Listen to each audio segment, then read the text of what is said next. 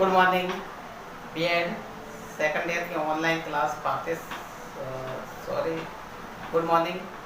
BEd second year की online class स्वयं की अवधारणा के अंतर्गत आपका स्वागत है। आज हम बीएड सेकंड ईयर की ऑनलाइन क्लास स्वयं की अवधारणा के अंतर्गत पढ़ेंगे शैक्षिक संप्रेषण प्रक्रिया को प्रभावित करने वाले कारकों के बारे में पढ़ेंगे। शिक्षा को किस प्रकार से कौन कौन से कारक है वो प्रभावित करते हैं शिक्षा के संप्रेषण को, उन कारकों को हम निम्नलिखित रूप से पढ़ेंगे।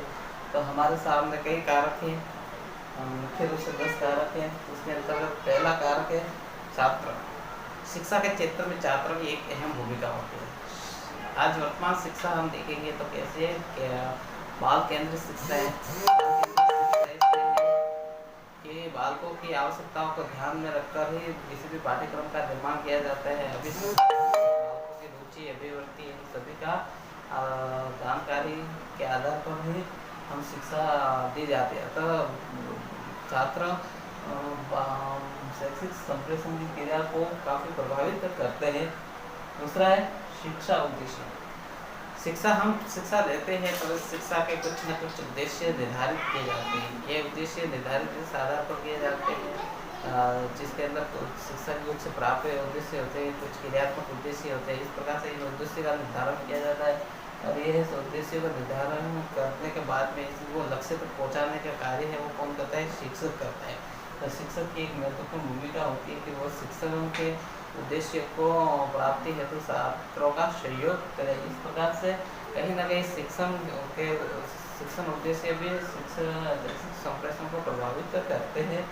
तीसरा है शिक्षक का व्यक्तित्व। एक शिक्षा के क्षेत्र के अंतर्गत शिक्षक का व्यक्तित्व कैसा होना चाहिए?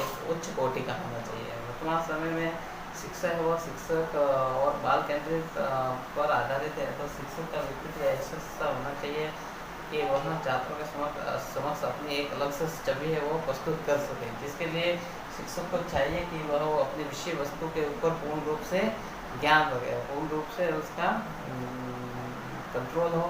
इसके अलावा विषय वस्तु के ज्ञान के अलावा उसका जो व्यवहार है वो छात्रों के प्रति मृदु व्यवहार हो, उसकी वाणी है वो उत्तम हो, नैतिक चरित्रवान हो। इस प्रकार से शिक्षक का व्यक्तित्व इस प्रकार से अच्छा होना चाहिए जो छात्रों के लिए एक आदर्श व्यक्तित्व के रूप में साबित हो। अतः हम कह सकते हैं कि शैक्षिक संप्रेषण की प्रक्रिया को प्रभावित करने के अंदर शिक्षक का व्यक्तित्व भी काफ़ी महत्वपूर्ण भूमिका का निर्वहन करता है। कहीं ना कहीं फिर है विषय वस्तु का चयन। शिक्षा का एक महत्वपूर्ण उद्देश्य यह होता है कि विषय वस्तु का चयन करना।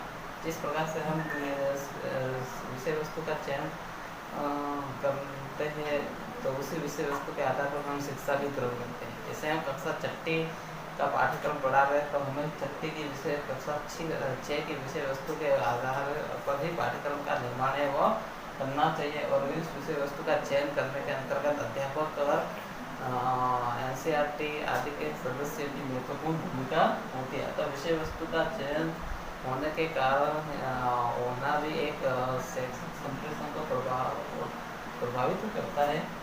फिर नेक्स्ट है पाठ्य योजना का निर्माण। एक अच्छा शिक्षक वही होता है जो अपनी कक्षा में जाने से पहले अपनी पूर्व तैयारी करता है। तो उसे इतना ज्ञान होना चाहिए कि आज कक्षा में जाना है और कक्षा में जाने के बाद में कौन सा सब्जेक्ट के अंतर्गत कौन सा प्रकरण है आज पढ़ाना है, कहाँ तक पढ़ाना है, ये सभी प्रकार से उसको पूर्व निर्धारित योजना बनानी पड़ती है जिसे हम पाठ्य योजना कहते हैं। तो पाठ्य योजना का निर्माण करके ही कक्षा के अंतर्गत जाना चाहिए ताकि छात्रों को भी पढ़ाई के अंदर समस्या न आए और शिक्षक को भी पढ़ाने के अंतर्गत समस्या न हो। पाठ्य योजना इतनी सीमित बनानी चाहिए कि हम आसानी से अपने समय का सदुपयोग कर सकें और सीमित समय में हम उसको पूर्ण करवा सकें। अतः कहीं ना कहीं पाठ्य योजना का निर्माण भी शैक्षिक प्रक्रिया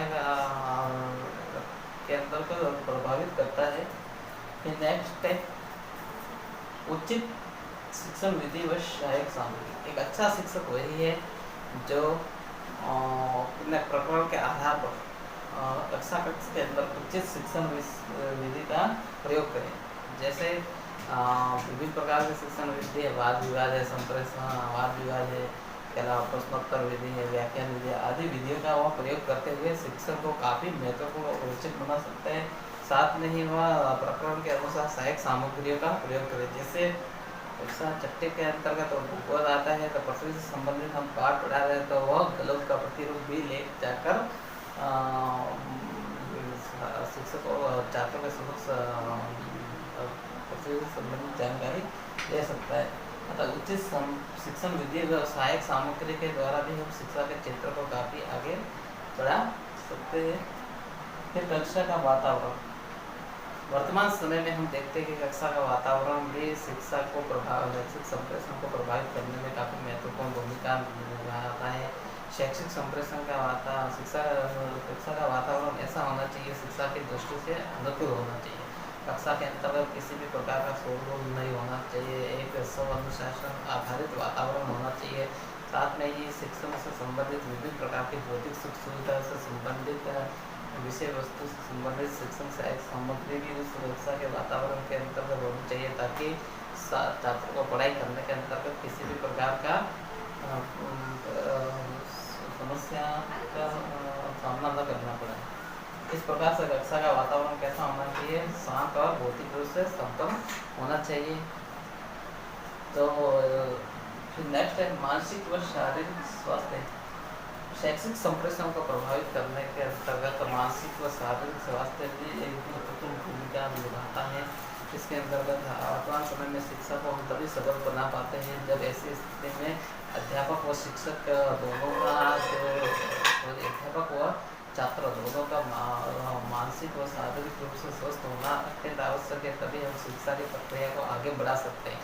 यदि अध्यापक बीमार हो जाए तो ऐसी स्थिति में वो शिक्षण कार्य को नहीं पूर्ण करवा पाएंगे, और छात्र बीमार हो जाए तो अध्यापक पढ़ाता है तो वह टॉपिक के अंदर पीछे रह जाता है। तो इस प्रकार से हम कह सकते हैं कि शैक्षिक संप्रेषण प्रक्रिया को प्रभावित करने में अध्यापक व छात्र का मानसिक व शारीरिक रूप से स्वस्थ होना अत्यंत आवश्यक है। फिर नेक्स्ट है सीखने हेतु अभिप्रेरणा। सीखने हेतु हमें अपने छात्रों को जब पढ़ाई के अंदर जो है ऐसे छात्रों को हमें सीखने के लिए क्या करना पड़ता है? अधिक से अधिक उसको मोटिवेशन करना होता है। मोटिवेशन के द्वारा हम हर किसी को सफल बना सकते हैं। अतः मोटिवेशन हम कमजोर छात्र को मोटिवेट करेंगे तो वो इतने अधिक मेहनत करेंगे कि वो भी क्या एक सामान्य छात्र की तरह क्या पढ़ लिख कर विद्वान बन सकते हैं। अतः सीखने की प्रक्रिया के अंतर्गत अभिप्रेरणा का एक काफ़ी महत्वपूर्ण भूमिका होती है। अतः हम कह सकते हैं अभिप्रेरणा क्या है? सीखने की प्रथम कुंजी है। इस प्रकार से सीखने के अंतर्गत छात्रों को अधिक से अधिक मात्रा में हमें प्रेरित करना होगा, तभी जाकर वह अपनी शिक्षण संबंधी कमजोरी को दूर कर पाएंगे। फिर नेक्स्ट है सहसंबंध। सहसंबंध से तात्पर्य कि छात्रों के अंतर्गत विभिन्न प्रकार से होने वाले छात्रों और अध्यापक के अंतर्गत सहसंबंध स्थापित किया जाए, जिसके द्वारा शिक्षक है वहाँ विभिन्न प्रकार से विद्यालय विषय के अंतर्गत सहसंबंध स्थापित करके वो छात्रों के समक्ष अच्छी शिक्षा है वो प्रस्तुत कर पाएगा। इसके लिए सबसे पहले महत्वपूर्ण बात यह है कि सर्वप्रथम सहसंबंध इसके अंतर्गत होना चाहिए, शिक्षक और छात्रों के बीच में होना चाहिए। यदि ये आपस में दोनों कॉन्सिक्रेट होंगे तो आपस में दोनों एक दूसरे के भावों को समझ पाएंगे और ऐसी स्थिति में सहसंबंध होना अत्यंत आवश्यक है। इस प्रकार से शैक्षिक संप्रेषण की प्रक्रिया को प्रभावित करने में ये महत्वपूर्ण भूमिका निभाते हैं। आज की क्लास में इतना ही। आपका बहुत बहुत धन्यवाद।